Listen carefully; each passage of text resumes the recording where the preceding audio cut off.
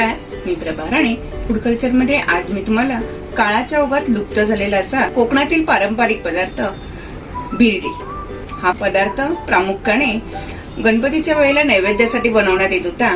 तो मी तुम्हाला कसा बनवतात तो आज मी करून दाखवणार आहे.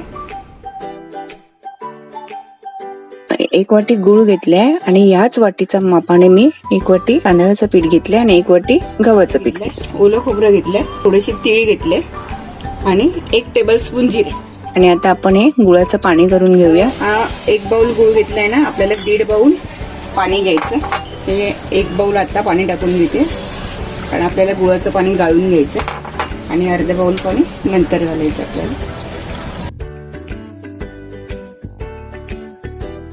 गुळाचं पाणी तयार होते तोपर्यंत आपण हे मिक्सर लावून घेऊया. जिरं आणि ओलं खोबरं घालूया मिक्सर मध्ये आणि थोडीशी हळद घालूया. आता आपण हे मिक्सरला लावून घेऊया. आता हे गुळाचं आपलं पाणी तयार झालंय ते गाळून घेऊया. हे बघा इतका कचरा येतो गुळामध्ये.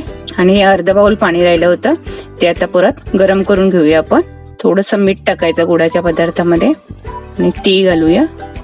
आणि हे जे वाटण तयार केलंय मिक्सरला लावून तेही घालून घेऊया आणि छान उकळून घ्यायचं हे पाणी. आता ही दोन्ही पिठं आपण मिक्स करून घेऊया आणि हे उकळलं पाणी की आपण त्यामध्ये आता ही पिठं घालून घेऊया आणि व्यवस्थित पीठ केनवून घेऊया आणि झाकण ठेवून एक वाफ काढूया.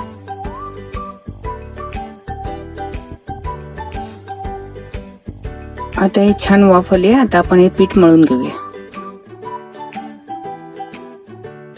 व्यवस्थित मळून झाला का छोटासा उंडा घ्यायचा आणि बाकीचं पीठ झाकून ठेवायचंय. आणि हे पीठ पुन्हा थोडंसं व्यवस्थित मळून भिरडी कशी तयार करतात मी आता दाखवते. असं व्यवस्थित रोल करायचं छान आणि असं बोटामध्ये असं पकडायचं आणि दोन्ही बाजूला व्यवस्थित प्रेस करून घ्यायचंय. अशा प्रकारे आपण सगळी भिरडी तयार करून घेऊया आता. आणि आता ही भिरडी माझी तयार झाली आहे ती मी आता तळून घेते व्यवस्थितपणे. दोन्ही बाजूने मंद आचेवरती भाजून घ्यायचे. अशा प्रकारे आपली भिरडी तयार.